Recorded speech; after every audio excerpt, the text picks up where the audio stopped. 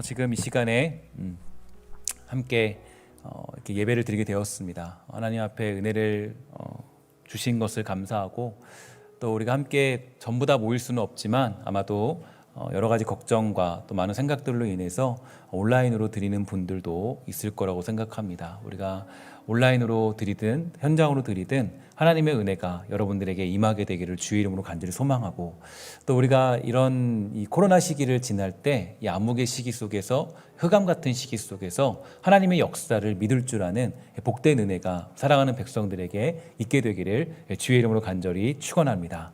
여러분 많이 힘드시죠? 많이 또 답답하고 어렵고 또 이 시기를 보내는 게 만만치 않다라는 것 우리 너무 서로 잘 알고 있습니다. 우리 사랑하는 신성교회가 또 함께하는 신성의 권속들이 서로 위로가 되고 힘이 되고 함께 예배함이 즐거움이 되기를 주의 이름으로 간절히 축원합니다.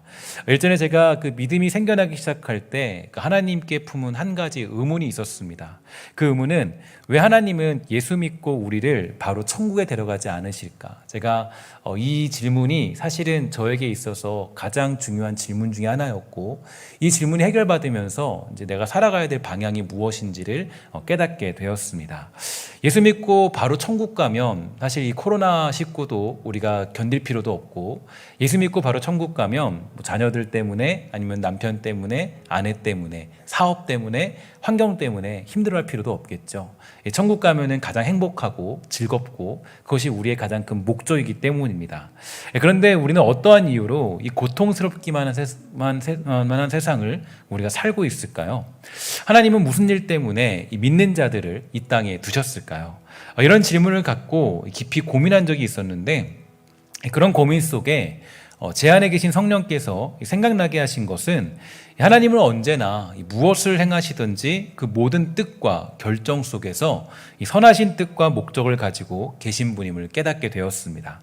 그리고 그 일에 충성된 종으로 살아가는 것이야말로 최고의 선이고 또 인간으로서 누리는 가장 큰 명예이자 기쁨이라는 사실을 알게 되었습니다. 그러면 우리가 이 땅 가운데 해야 될 일, 또 우리가 감당해야 될 일이 과연 어떤 걸까요? 우리는 과연 무슨 일을 하기 위해서 이 땅에 이렇게 남게 되었고, 또 어떤 일을 감당하기 위해서 하나님은 저와 여러분들을 이 땅에 남겨두신 걸까요? D.A. 카슨이 누가복음을 개론하면서 지적한 것이 있는데, 그것은 바로 하나님의 나라를 세우며 이웃을 섬기고 세상을 섬기는 일에 있다라고 우리에게 지적해 주었습니다. 하나님은 우리를 이 땅에서 이웃을 섬기고 또 세상을 섬기는 일들을 통하여 이루고자 하시는 하나님의 선하신 뜻과 목적이 있습니다. 그것은 우리가 종이 되어 살아가는 것입니다. 그러니까 이 땅에서 하나님이 우리에게 요구하시는 삶, 야 너가 천국 오기 전에 너가 해야 될 일들이 있는데 그 해야 될 일은 너가 종이 되어 사는 거다, 이렇게 우리에게 알려주고 있는 거죠. 이 땅에 군림하면서 다 뒤엎을 것 같이 살아가는 것이 아니라 예수님이 걸었던 그 길을 걸어가며 무엇이 진짜 우리의 승리의 길인지, 무엇이 진짜 능력의 길인가를 이 땅에 증거하며 나타내는 것이 우리들이 해야 할 그 유일한 충성의 방법이죠. 우리에게는 이만한 명예도 영광도 없습니다. 하나님이 자기 영광을 이루시는데 이 죄인인 우리를 부르셔서 동역자 삼아 주셨고, 그 일을 이루는 길에 저와 여러분들을 초대해 주셨기 때문입니다. 로마서 15장 1절부터 3절에 의하면 우리들의 인생에 대해서 다음과 같이 정의해 주고 있습니다. 믿음이 강한 우리는 마땅히 믿음이 약한 자의 약점을 담당하고 자기를 기쁘게 하지 아니할 것이라. 우리 각 사람이 이웃을 기쁘게 하지 아니할 것이라. 우리 각 사람이 이웃을 기쁘게 하되 이 선을 이루고 덕을 세우도록 할지니라. 그리스도께서도 자기를 기쁘게 하지 아니하셨나니 기록된 바 주를 비방하는 자들의 비방이 내게 미쳤나이다 함과 같으니라. 아멘. 어떻게 이 말씀에 우리가 아멘할 수 있겠습니까? 우리가 정말 나를 기쁘게 하는 것이 아니라 그 이웃을 기쁘게 하기 위해서, 또 선을 이루고 덕을 세우도록 하기 위해서 저와 여러분들이 이 땅 가운데 천국 가지 않고 남게 된 이유라는 겁니다. 우리가 이 땅에 아직도 남아있는 유일한 이유는 우리가 이런 임무를 부여받았고 또 이런 일들을 이루기 위한 종으로 선택받았기 때문입니다. 결국 그 일을 이루는 데는 온갖 순환과 각오들을 맞이함으로 십자가를 지고 이 땅을 살아가는 데까지 감수해야 하는 것이 저와 여러분들의 삶이고 인생입니다. 그래서 앞으로 살아갈 생각을 하면요, 우리는 무섭기도 하고 또 두렵기도 하고 떨리기도 하죠. 우리가 그 종처럼 살아야 되나? 그렇게까지 살아야 되나? 이런 일들까지 감당해야 되나? 조금 내가 편하게 욕심에 끌려서 살아가면 안 될까? 조금 내가 조금 편하게 타협하며 살아가면 좋겠는데, 조금 편하게 살면 좋겠는데, 가끔씩 저는 하나님께 이런 생각을 해요. 하나님, 저 좀 그냥 두시면 안 돼요? 그냥 저도 좀 편하게 좀 세상 사람처럼 살고 싶어요. 이런 생각들을 할 때가 많이 있습니다. 사실 이 고민은요, 저뿐 아니라 우리 모두가 가지고 있는 고민이겠죠. 다시 말해서 세상 사람들은 세상의 권력과 힘의 논리에 끌려다니는 인생인데, 우리는 그렇게 살아서는 안 된다는 겁니다. 우리들이 이 땅을 사는 이유와 목적, 이 땅 가운데 거하는 유일한 근거는 세상이 추구하는 권력과 힘의 논리는 망하는 길이지만, 우리는 그 바로 하나님의 나라, 그 십자가와 부활의 길은 영생의 길이라는 것을 증명하는 데 우리의 삶이 주어졌기 때문입니다. 이런 사명과 임무가 없다면 저와 여러분, 그리고 교회는 사실은 존재할 이유가 없을 것이죠. 그래서 저와 여러분들이 간절히 기도해야 할 것이 있습니다. 그것은 다른 것이 아니겠죠. 저와 여러분들이 왜 힘을 다해서 새벽이나 금요 기도에 여러 가지 상황들을 통해서 주님께 기도해야 되는 이유는 어디 있을까요? 이 어려운 때에도 이 기도의 시간을 놓지 말아야 될 이유가 무엇이겠습니까? 언제나 우리에게 주어진 사명과 임무는 주님 가신 길을 우리가 가는 것이기 때문입니다. 하지만 여기서 주의해야 될 것이 있어요. 무엇이냐면, 이 주님 가신 길이 단순히 세상이 말하는 어떤 선행이나 어려운 이웃을 돕는 것을 의미하지만은 않기 때문입니다. 그 길은 하나님의 은혜와 그분의 섭리, 그 계획 안에서 우리가 생각할 수 없는 그 많은 모습들로 나타나게 되는 건데요. 정말 우리가 그렇게 생각할 수 없는 그 길을 따르는 것입니다. 보통 많은 사람들이 하나님의 나라를 이룬다라고 생각하면 그냥 선행하는 것으로만 치부할 때가 많이 있는데요. 절대 그렇지 않죠. 다만 그러한 모습으로 많이 나타나고 증거가 될 뿐입니다. 쉽게 말해서 하나님을 알고 있는데 내가 이기적일 수 없고, 그 영광을 깨달았는데 이 미움을 추구할 수 없고, 예수를 알고 있음에도 이 병든 자를 보고 그냥 넘어가는 것은 옳지 못한 것이기 때문에 하나님의 나라를 세우는 일들이 그러한 모양과 형태로 가시적인 모습으로 드러나는 것뿐입니다. 사실 이러한 오해를 종식시킬 수 있는 것이 바로 오늘 우리가 보는 본문까지의 내용이 되는데요. 여러분, 말씀 묵상을 계속적으로 해오셨다면 지금까지 여러 가지 예화들이 등장을 하다가 오늘 말씀까지 오게 되었다라는 것을 여러분들은 잘 알고 있을 겁니다. 그러니까 특히 이 앞전에는 누가 등장했냐면 거지 나사로의 이야기가 등장을 했고, 여러분, 거지 나사로가 망한 인생이었습니까? 복된 인생이었습니까? 여러분, 이게 참 여러분들이 말하기 어려운데, 일단 나타나는 형태는 거지 나사로입니다. 그런데 그가 어디를 갔어요? 어디 갔죠? 지옥 갔나요? 천국 갔나요? 네, 천국에 가게 됐죠. 그러니까 이게 참 우리에게 참 아이러니한 그런 내용들이에요. 그러니까 어떤 얘기냐면, 그 거지 나사로는 우리가 얘기할 때 복된 인생이다, 이렇게 얘기하죠.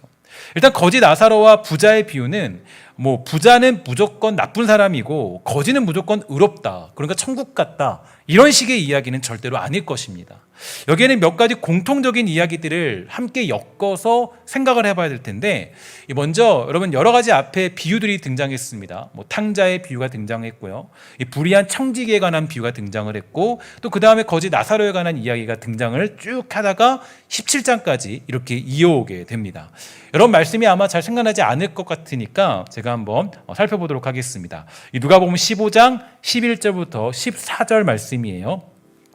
또 이르시되 어떤 사람에게 두 아들이 있는데 그 둘째가 아버지에게 말하되, 아버지여, 재산 중에서 내게 돌아올 분깃을 내게 주소서 하는지라. 아버지가 그 살림을 각각 나누어 줬더니 그 후 며칠이 안 되어 둘째 아들이 재물을 다 모아가지고 먼 나라에 가 거기서 허랑방탕하여 그 재산을 낭비하더니 다 없앤 후에 그 나라에 크게 흉년이 들어 그가 비로소 궁핍한지라. 그 다음에 이 불의한 청지기의 비유가 나오죠. 누가복음 16장 1절과 2절이에요. 또한 제자들에게 이르시되 어떤 부자에게 청지기가 있는데 그가 주인의 소유를 낭비한다는 말이 그 주인에게 들린지라. 주인이 그를 불러 이르되 내가 내게 대하여 들은 이 말이 어찌 됨이냐. 내가 보던 일을 세마라 청지기 직무를 계속하지 못하리라 하니. 이렇게 되어 있고 16장 19절 21절에 보면 바로 부자와 거지 나사로의 비유가 나옵니다. 한 부자가 있어서 자색 옷과 고운 베옷을 입고 날마다 호화롭게 즐기더라. 그런데 나사로라 이름하는 한 거지가 헌데 투성이로 그의 대문 앞에 버려진 채 그 부자의 상에서 떨어지는 것으로 배불리려 하매 심지어 개들이 와서 그 헌데를 핥더라. 이렇게 되어 있어요. 그러니까 지금 이런 비유를 가지고 이 17장까지 오늘 본문이 이어지게 된 겁니다. 그러니까 이런 이야기와 함께 나타난 이 비유가 바로 거지 나사로와 부자의 이야기가 마지막으로 등장하고 그 다음에 17장의 내용이 나타나게 된 거죠. 그러니까 여기서 계속적으로 그 앞에 있는 비유들을 보면요, 그 비유들의 내용은 계속적으로 나타나는 것이 부자에 대한 이야기가 등장합니다. 부자가 등장을 하죠. 청지기도 뭡니까? 부자예요. 그죠? 부자죠. 그 다음에 탕자도 어때요? 부자였어요. 근데 문제는 이 청지기와 탕자 그리고 이 부자가 한 일이 있습니다. 이 부자가 한 일들은 이 자기에게 주어진 그 오늘이라는 시간, 그 시간들을 굉장히 허탈한 곳에 사용하고 이 나에게 주어진 그 시간을 낭비하는 것이 이 모두가 가진 공통점이었습니다. 그러니까 모두가 자기의 유익, 그러니까 이 자기 좋은 것, 나에게 필요한 것들에 주어진 모든 것을 사용하는 그런 모습들을 보기에 바로 그 당시에 주어진 자기에게 주어진 현재, 오늘이라는 시간을 낭비하고 있다는 거죠. 그러면 이 낭비하는 것으로 모든 것이 끝났습니까? 그렇지 않죠. 그 이야기에는 다른 사람들이 등장을 해요. 누가 등장하냐면 여기서 다 설명하기는 어렵고 여러분들이 가장 그 쉽게 이해할 수 있는 이 성경적인 내용은 바로 탕자의 비유로 여러분들이 아마 조금 더 이 내용을 정리할 수 있을 것 같습니다. 그러니까 돌아온 탕자, 이 얘기를 조금 얘기를 드리면 아마 이 이야기는 여러분들이 설교 시간에 너무나도 많이 들었기 때문에 좀 쉽게 설명을 해도 여러분들이 아마 깨달을 거라고 생각합니다. 일단은 그가 아버지 집에 살다가 아버지 재산 좀 이제 그만 내놔요 라고 요구하니까 아버지가 아들에게 아버지의 유산을 주게 되죠. 그러다 어떻게 합니까? 그가 한 일이 뭐예요? 그것을 가져다가 뭐 선하고 의롭고 뭐 누구를 돕고 누구에게 어떤 뭐 은혜를 베풀고 뭐 사랑해주고 이런 것으로 사용하지 않습니다.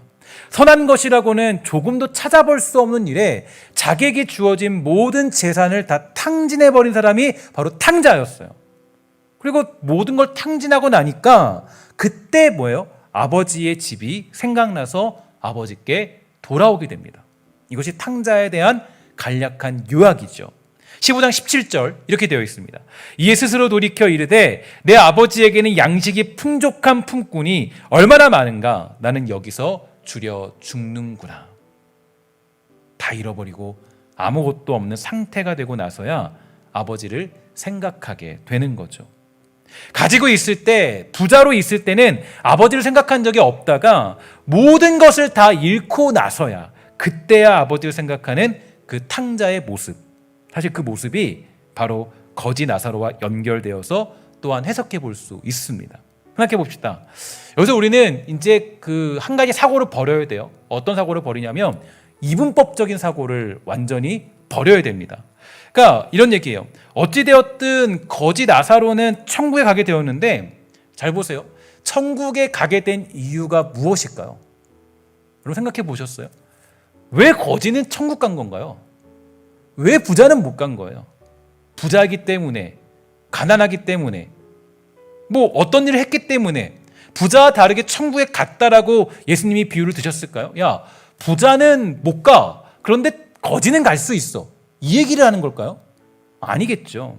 오히려 여러분 우리가 좀 세상적으로 생각해 볼게요. 세상적으로 생각해 보면 여러분들이 그냥 보통 많은 사람들 생각할 때 부자와 거지 이렇게 생각하면은 아마 대부분의 사람들이 이렇게 생각할 수 있어요.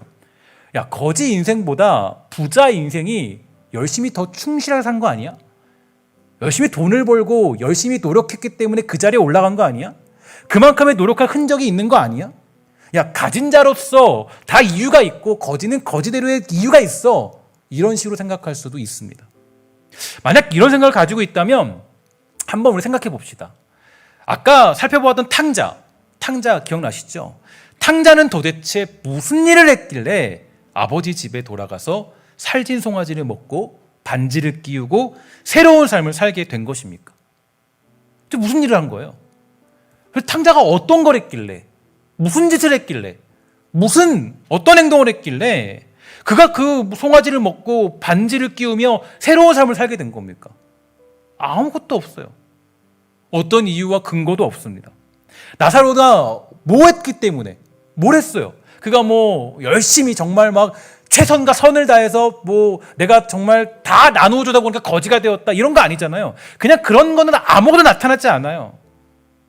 아무런 이유도 없습니다. 아무리 찾아봐도 이 두 사람에게는 그들이 천국 가고 그런 축복을 누리는 이유는 조금도 하나도 찾아볼 수가 없다라는 거예요. 그냥 성경은 우리에게 한 가지 사실을 툭 하고 던져줍니다. 저는 이게 성경의 큰 매력이라고 생각해요. 너무 멋있는 게 그냥 한번 툭 하고 던져줘요. 뭘 던져주냐면 이거예요. 그들은 그러한 삶을 살았지만 아버지 집에 거하게 되었다. 그들에게 어떤 조건과 이유는 없어요. 그래서 성경이 얘기해 주는 건 탕자는 그냥 아버지에게 사랑을 받아서 은혜를 누렸고 거지 나사로도 그가 은혜를 누리게 된 거예요. 그러니까 이게 사실 성경이 말하는 사실이고 진리입니다. 이것이야말로 우리의 구원과 우리의 인생이 무엇인가에 대해서 가장 잘 설명해 주는 내용이고 탕자는 특히 다 잃어보고 나니까 아버지 집에 오게 되었고 사실 거지 나사로 역시 모진 풍파와 그와 같은 삶을 살다 보니까 어느 날에 천국이라는 곳에 인도받게 되었습니다. 예전에 제가 새벽 기도를 하면서 그 한 가지 의문점을 가진 적이 있어요. 어떤 의문점이냐? 새벽 기도 나오는 사람들은 대부분 제가 그 젊었을 때 생각하기를 그 20살 때 20대 때 생각하기를 새벽 기도에 나오는 사람들은 씩씩해야 되고 당당해야 된다고 생각했습니다. 정말 이 사람은 새벽의 용사잖아요. 새벽까지 깨워서 기도한 사람들인데 아주 정말 막 용감하게, 그죠? 흔들리지 않는 그런 모습으로 딱 나와서 기도하는 사람들이잖아요. 저 그렇게 생각했어요. 근데 제가 새벽 기도를 이제 인도하다 보니까 좀 독특한 게 있어요. 힘이 없어 보여요.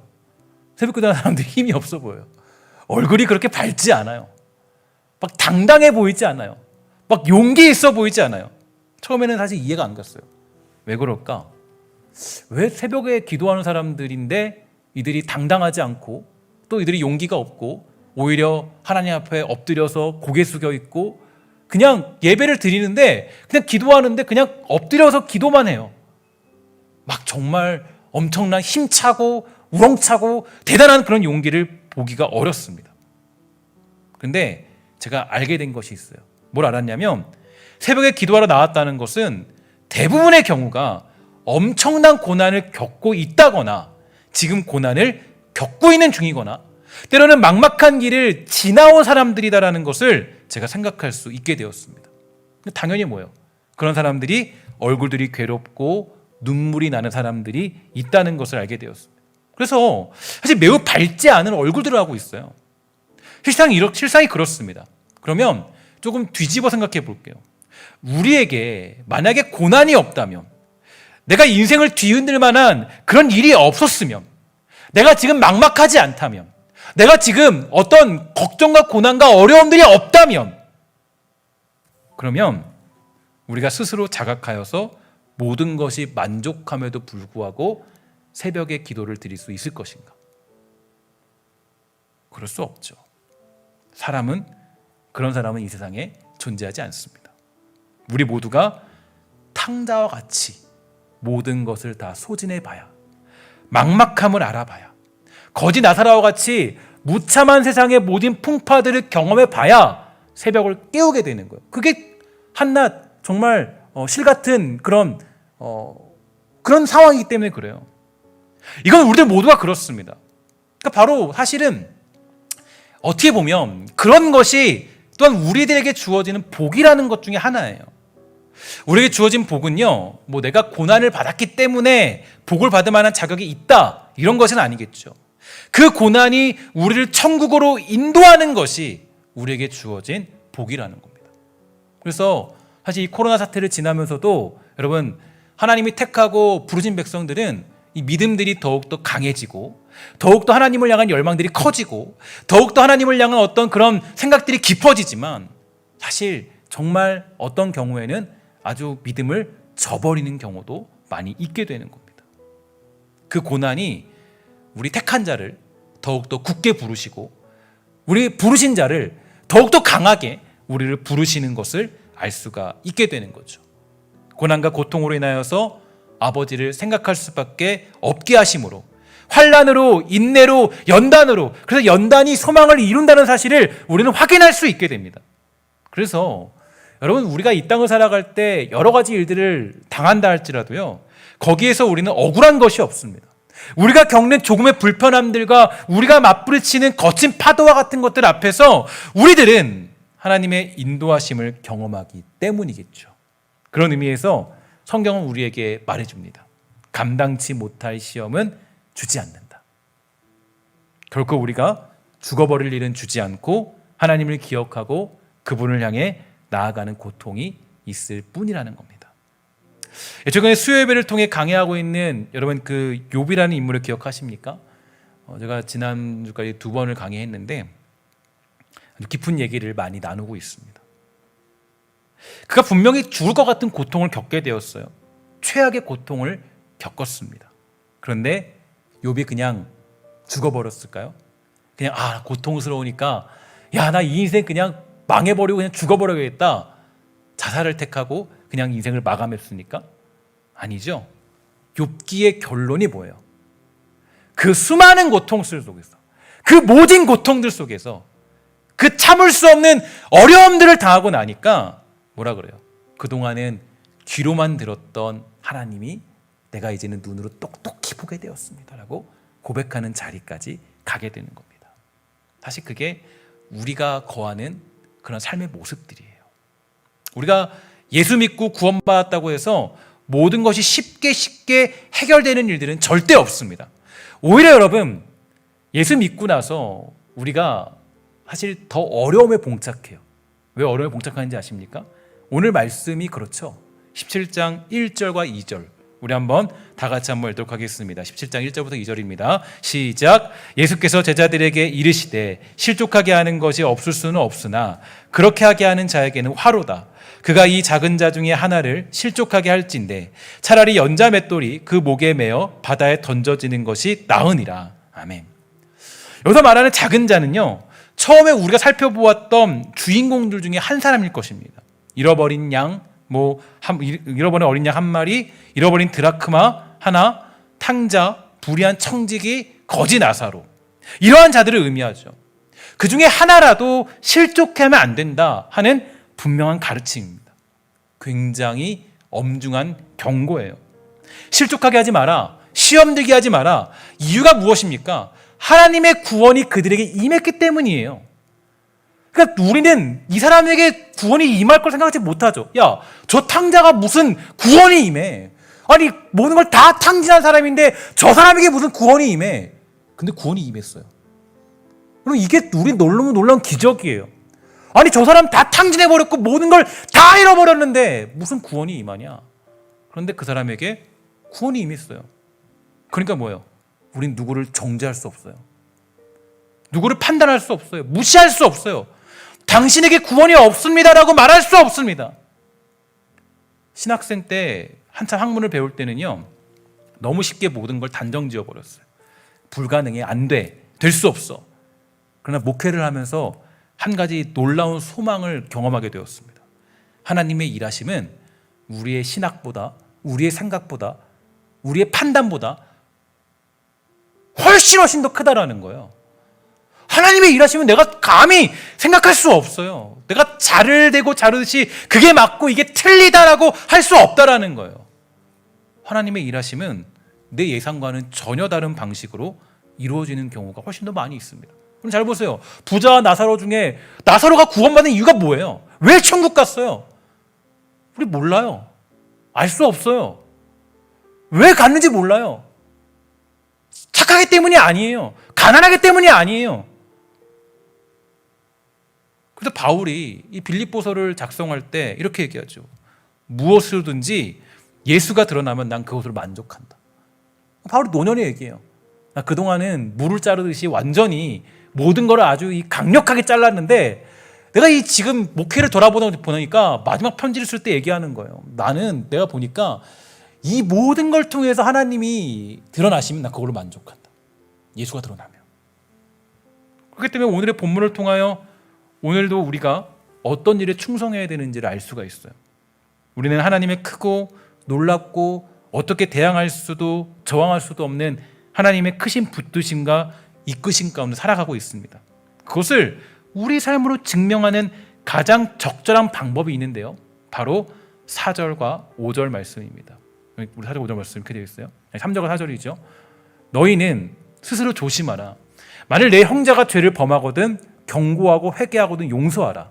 만일 잘 보세요. 하루에 7번이라도 내게 죄를 짓고 7번 내게 돌아와서 내가 회개하거나 하거든 너는 용서하라 하시더라. 이게 우리가 할 일이라는 거예요. 평생토록 우리가 할 일은 여기 있다라는 거예요. 이 말씀에 대해서 이 박영성 목사님의 해석을 따르면 누가복음 16장의 마지막 말씀이 뭐가 등장하냐면 부자가 나사로를 보내서 내 형제들은 여기에 오지 말게 해주십시오 이렇게 얘기하는데 그래서 아브라함이 저들에게 모세와 선지자가 있으니 저들에게 배울 것이다 라고 하였고 또 아닙니다. 죽은 자가 살아서 간다면 믿을 것입니다 라고 부자는 항변합니다. 그런데 아브라함의 대답이 분명했어요. 뭐라 그러냐면 모세와 선지자에게 듣지 아니하면 죽은 자가 살아서 갈지라도 듣지 않을 것입니다. 죽은 자가 살아나는 게 뭡니까? 바로 큰 증거입니다. 이렇게 얘기하는데 그것을 증거하는 인생이 무엇이냐? 그것이 어떤 것이냐? 바로 그 인생에 얼만큼을 담아낼 것이냐의 싸움이라는 것인데 모세와 선지자로 대표되는 구약 성경을 유학한 것이 뭡니까? 율법사가 물었어요. 율법에 가장 중요한 게 있다고 그랬죠. 뭡니까? 2가지예요. 주 너의 하나님을 뭐해라? 사랑하라. 그리고 뭐예요? 내 이웃을 내 몸과 같이 사랑하라. 2가지예요. 이것으로 우리의 삶을 담아내는 거예요. 이것으로. 이 2가지로 우리의 삶을 담아내는 거예요. 그래서 우리가 예수 믿고 사는 것이 복잡하고 어렵고 민감하고 또 예민하고 여러 가지 울음과 비명소리와 아픔과 기쁨이 교차하는 겁니다. 그 복잡한 인생 가운데 예수를 만난 자로서의 삶으로 살아야 되기 때문이죠. 하나님의 그 신비를 단정할 수 없습니다. 이해할 수도 결과론적으로도 설명할 수 없어요. 하나님의 은혜와 그분의 섭리, 그 구원의 일하심을 통해 우리가 해야 될 일은 무엇이냐면 이거예요. 만일 내 형제가 죄를 범하거든 경고하고 회개하거든 용서하며 만일 하루에 7번이라도 너에게 죄를 짓고 7번 내게 돌아와 잘못했다고 빌면 용서해 주는 것. 이게 우리가 하나님의 크심을 아는 사람들이 할 수 있는 유일한 충성이라는 거예요. 이게 우리의 충성이라는 거예요. 이게 거창하지 않아요. 거창한 일을 하는 게 아니에요. 사실 근데 이게 만만치 않은 싸움이긴 하죠. 그래서 보면 여러분 대부분 우리가 영적 싸움이다라고 할 때 여러분 영적 싸움이 뭐라고 생각하십니까? 영적 싸움은 악한 마귀와 막 투쟁을 벌이고 악한 마귀에 물러가라 이렇게 할 수 있잖아요. 근데 제가 그 에베소서를 묵상하면서 아주 그 깊이 깨달은 게 뭐냐면 사도 바울이 제시했던 영적 싸움은 그런 거 아니에요. 여러분 제가 한번 영적 싸움을 얘기할 때 말씀을 드렸던 것 같은데 영적 싸움을 얘기하기 전에 뭘 예를 드냐면 에베소 6장 1절부터 9절에 보면 이런 내용이 있어요. 한번 보도록 할게요. 이 앞에 6장 전에는 이제 부부 관계가 나오는데 너무 길기 때문에 다 못 보고 부부를 서로 이렇게 서로 사랑해줘라 이런 얘기가 담겨 있죠. 그다음에 6장 1절부터 9절은 이렇게 되어 있어요. 자녀들은 부모에게 순종하십시오. 이것이 주님을 믿는 사람으로서 옳게 행하는 일입니다. 10계명에도 내 부모를 공경하라고 하였습니다. 이것은 약속이 보장된 첫 계명입니다. 그 약속은 내가 하는 일이 다 잘되고 이 땅에서 장수할 것이다라는 것입니다. 아버지는 자녀들의 마음을 상하게 하거나 화를 돋우지 말고 주님의 훈계와 가르침으로 잘 키우십시오. 종들은 두렵고 존경하는 마음으로 주인에게 복종하십시오. 그리스도께 복종하듯이 참 마음으로 순종하기 바랍니다. 주인이 볼 때만 잘하는 척하지 말고 마음을 다하여 하나님의 뜻을 행하십시오. 사람에게 하듯이 하지 말고 그리스도를 섬기듯이 기쁜 마음으로 주인을 위해 일하십시오. 여러분이 종의 신분이든지 자유인이든지 주님께서는 선을 행한 것에 대해 보답해 주신다는 사실을 잊지 말기 바랍니다. 주인들도 똑같이 종들에게 잘해주고 윽박지르지 마십시오. 여러분의 주인이기도 하지만 동일하게 그들의 주인도 되시는 분이 하늘에 계십니다. 우리 주님은 모든 사람을 차별하지 않으시고 똑같이 대해주시는 분입니다.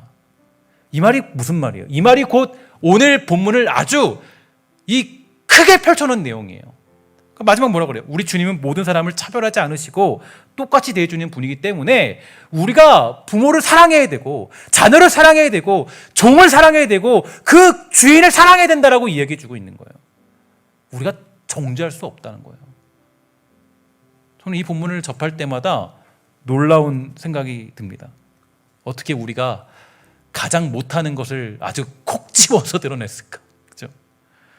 여러분, 그렇게 사랑하겠다던 아내에게 상처 주고 남편에게 상처 주고 나에게 준 자녀에게 사랑보다는 아픔을 주고 육신의 부모를 잘 모시려기보다는 다른 궁리하고 주인의 눈을 피해서 게으름 피고 아랫사람 위에 군림하려는 우리의 본성, 이것과 싸워라. 이게 바로 사도 바울이 제시해주는 영적인 싸움의 구체적인 내용이 되는 겁니다. 여러분, 예수 믿고 살아가는 것 너무 거창해졌어요. 제가 보니까 하나님, 우리가 10,000명을 우리가 구원시키게 해주세요. 우리가 엄청난 교회를 건설하게 해주세요. 우리가 여러 가지 선교를 감당하게 해주세요. 그게 우리의 비전이라 생각하면은 저는 오산이라고 생각합니다.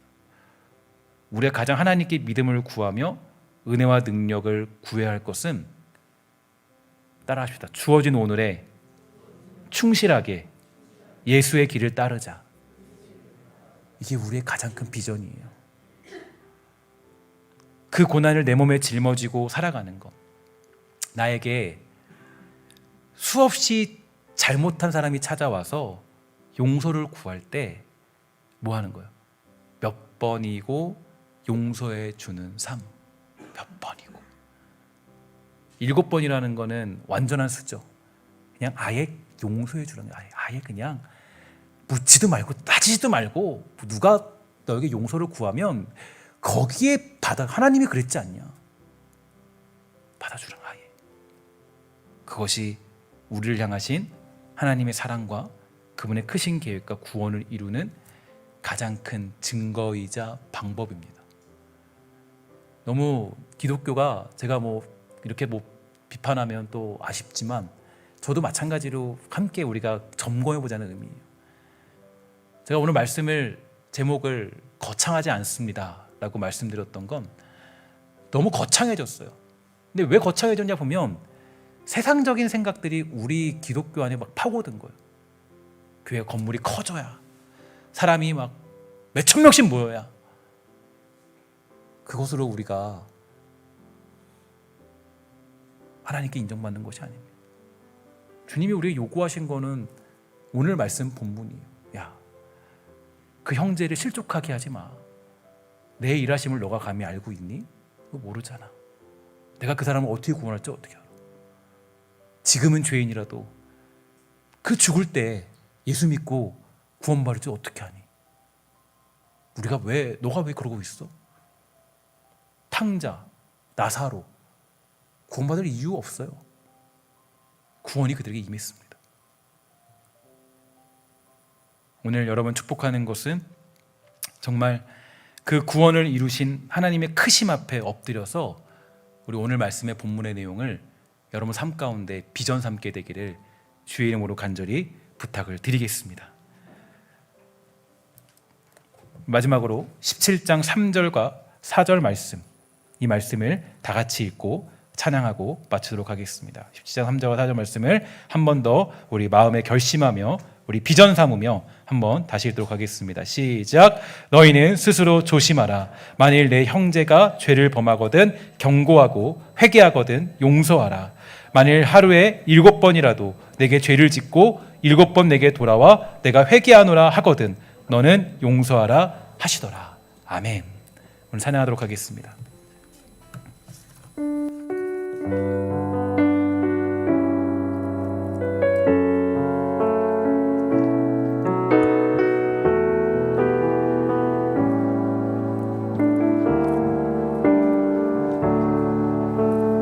하나님이 날 참 사랑하시네.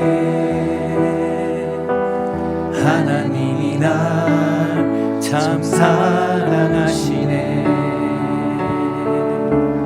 하나님이 날 참 사랑하시네. 하나님이 날 참 사랑하시네. 하나님이 날 하나님이 날 참 사랑하시네. 하나님이 날 참 사랑하시네. 하나님이 날 참 사랑하시네. 하나님이 날 참 사랑하시네. 세월에 묻혀 세월에 묻혀 또 현실에 갇혀 잊고 살다가도 그냥 살다가도 어느 날 문득 생각해보면 하나님이 참 사랑하시네. 한번 더 고백합시다. 하나님이 날 참 사랑하시네. 하나님이 날 참 사랑하시네. 하나님이 날 참 사랑하시네. 하나님이 날 참 사랑하시네. 하나님이 날 참 사랑하시네. 우리 가슴에 손을 얹고 고백합시다. 하나님이 날 참 사랑하시네. 하나님이 날 참 사랑하시네. 하나님이 날 참 사랑하시네. 하나님이 날 참 사랑하시네. 세월에 묻혀 또 현실에 갇혀 세월에 묻혀 또 현실에 갇혀 잊고 살다가도 그냥 살다가도 어느 날 문득 생각해보면 하나님이 참 사랑하시네. 세월에 묻혀 또 현실에 갇혀 잊고 살다가도 그냥 살다가도 어느 날 문득 생각해보면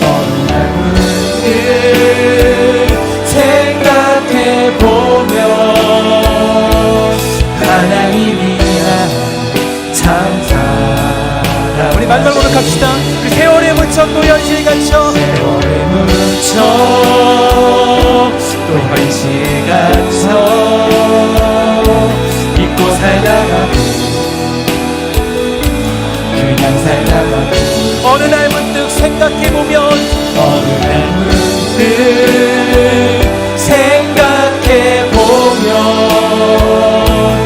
하나님이 날 참 사랑하시네. 제가 이 말씀을 묵상하면서 이 가사가 참 떠올랐습니다. 제가 이 말씀을 묵상하면서 문득 생각났어요.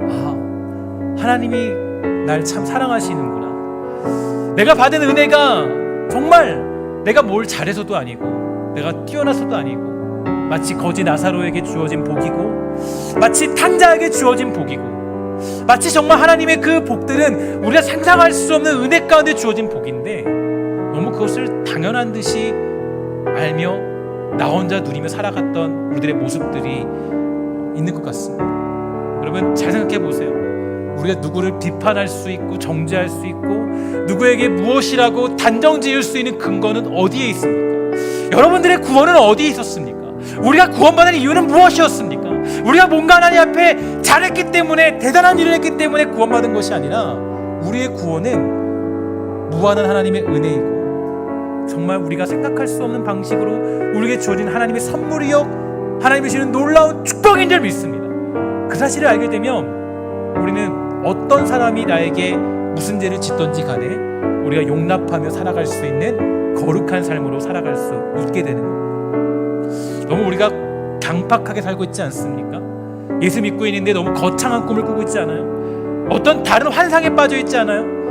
우리가 가져야 될 비전은 바로 예수 그리스도가 가신 길, 정말 하나님이 우리를 용서하여 그 탕자를 받아줬던 것처럼 우리도 그들을 받아주고 이해하고 사랑하고 넉넉히 포용하는 것, 이게 우리가 가져야 될 사랑의 모습인 줄 압니다. 오늘 잃어버렸던 기독교의 그 진리, 잃어버렸던 신앙의 그 기쁨, 오늘 이 시간 다시 한번 주님께 회복하기를 소망합니다. 주님, 우리에게 은혜를 풀어주셔서 우리가 정말 다시 한번 예수 그리스도의 사랑이 우리의 삶 가운데 넘쳐나도록 허락하여 주시옵소서. 함께 은혜를 구하며 하나님의 은혜를 우리 시간에 기도하도록 하겠습니다. 기도하겠습니다.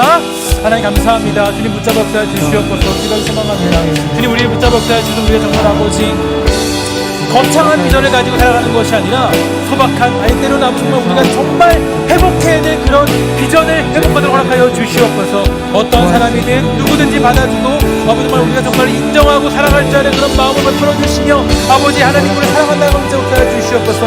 오늘 말씀을 통하여서 어느 날 문득 미쳐 살아가던 하나님의 은혜를 다시 한번 우리에게 붙잡아 주시옵소서. 하나님이 우리를 사랑하시기 때문에 아버지 우리가 정말 구원받았고 하나님을 사랑하시기 때문에 이 자리에 모였습니다. 주님 기도하기 소망합니다. 우리가 정말 그런 사랑을 실천하도록 허락하여 주시옵소서. 하나님, 우리가 그것들을 증거하며 나타나며 증언하며 드러낼 수 있도록 허락하여 주시고 은혜를 베풀어 주시옵소서. 하나님 능력 주시기 소망합니다. 아버지 베풀어 붙잡아 주시옵소서. 하나님이 우리를 참 사랑하신다는 것을 잊지 않도록 붙잡아 주시고 주님, 우리가 정말로 그 사실들을 있도록 붙잡아 주시옵소서. 하나님의 놀라운 사랑을 붙잡아 주십니다. 내가 용서할 사람이 있습니까? 그 용서할 사람을 우리가 품들어 붙잡아 주시고 이해하도록 허락하시고 넉넉하게 그 사람을 품들어 붙잡아 주시옵소서. 하나님, 주님이 우리를 품들었던 것처럼 우리를 품들어 붙잡아 주시고 주님을 붙잡아 주시옵소서. 주님 은혜를 붙잡아 주시옵소서. 주님 은혜를 불어 주시옵소서. 하나님 능력 주시고 주시고 능력 주셔서 우리가 정말 그걸 보며 살아갈 수 있는 넉넉한 마음으로 보여주시고 교회의 문제가 교회의 아버지가 주시는 그 기독교의 진리를 회복하고 붙잡아 주시옵소서. 하나님 세월에 묻혀 또 현실에 갇혀 고백합시다. 세월에 묻혀 또 현실에 갇혀 잊고 살다가도 그냥 살다가 어느 날 문득 생각해보면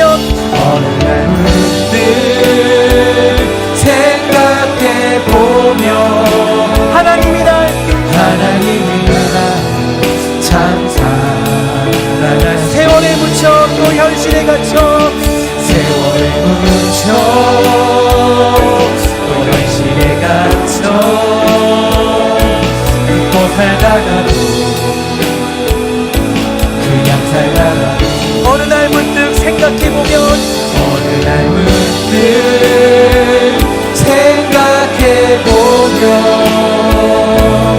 하나님이라 참 사랑하시네.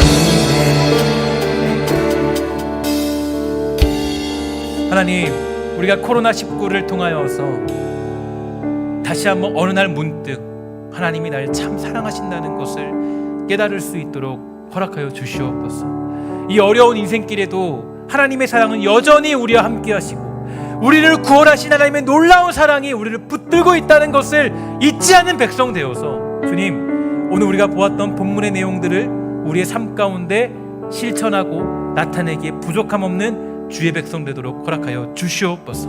하나님, 간절히 축복하기 원하는 것은 우리 사랑하는 백성들이, 우리 사랑하는 신성가족들이 세상에 말하는 그런 비전에 휩쓸려 살아가는 교회가 아니라 우리 성도들이 그냥 시대가 말하는 그런 세상이 추구하는 비전에 끌려다니는 그런 성도들이 아니라 예수님을 향한 꿈, 예수님이 가르쳐 주신 그 길, 그것을 이루고자 한 걸음 한 걸음 달려가는 복된 성도들로 우리 영혼들을 지켜주시고 축복하여 주시옵소서.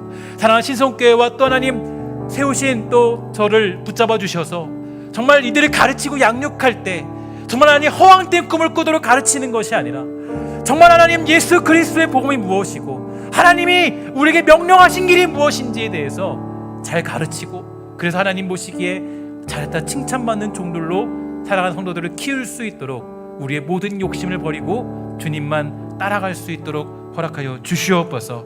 우리 주의 백성들이 예물을 드렸습니다. 하나님 어려운 시대에도 하나님께 드리고자 하는 귀한 백성들이 오니 이들을 지켜주고 축복하여 주셔서 하나님 예물을 쓰는 곳곳마다 형제를 용납하고 사랑하는 일들이 넘쳐나도록 허락하여 주시고, 이들의 마음 가운데도 아 맞다, 주님이 날 참 사랑하시는구나 하는 것을 깨달을 수 있도록 허락하여 주시옵소서. 특별히 하는 우리 또 지금 이 현장에서 예배드리는 백성들, 또 우리 2층에서 우리 함께 모여서 상록회로 드리는 또 우리 어르신들, 또 우리 정말 어린아이를 두고 있는 우리 부모님들, 현장에 나와 예배하는 모든 백성들을 특별히 또 지켜주셔서 그들 가운데 하나님 능력 주시고 힘 주셔서 하나님이 치우시는 은혜를 베풀어 주시고 각자의